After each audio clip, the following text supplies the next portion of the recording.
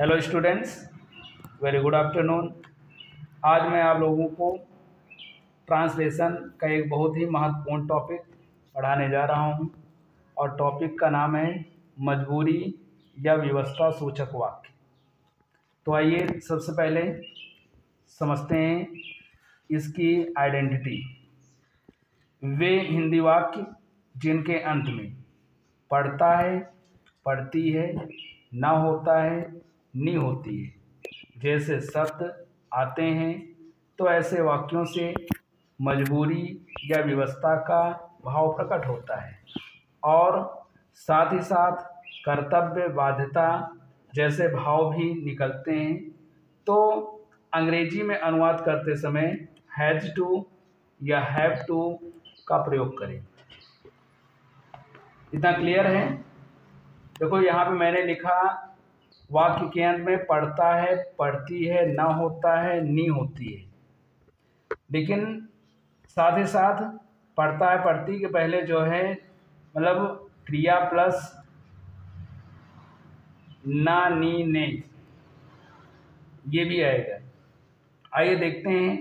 जैसे रिया को भीख मांगना पड़ता है, तो आप देख पा रहे हैं वाक्य के अंत में पढ़ता है और इसके पहले मांगना एक क्रिया है और उसमें नानी ने आया है।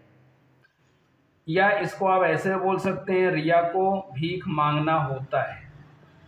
तो फार्मूला है, सबसे पहले हम सब्जेक्ट लिखेंगे हैज टू या हैव टू, फिर वर्ब की फर्स्ट फॉर्म प्लस ऑब्जेक्ट, या सब्जेक्ट हैज गॉट टू या have got two plus verb की फर्स्ट फॉर्म प्लस ऑब्जेक्ट, या सब्जेक्ट मस्ट प्लस वर्ब की फर्स्ट फॉर्म प्लस ऑब्जेक्ट।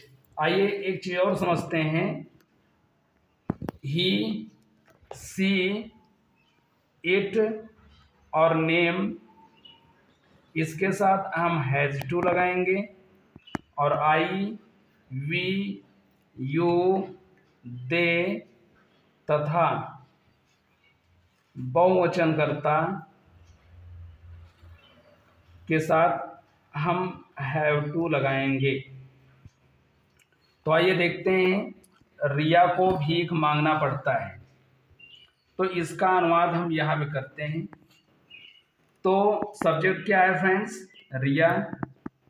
रिया एक नाम है तो एक वचन हुआ। अब एक वचन के साथ जैसे मैंने बताया आपको हैज टू लगाना है, हैज टू। अब आगे क्या है? वर्ब की फर्स्ट फॉर्म। तो मांगना एक क्रिया है, तो बेग। ओके, भीख मांगना की अंग्रेजी ही बेग होता है। या इसको आप ऐसे भी कर सकते हैं, रिया हैज गॉट टू बेग, या आप ऐसे भी कर सकते हैं, रिया मस्ट बेग। आइए और समझते हैं। जैसे कहा जाए तुम्हें स्कूल जाना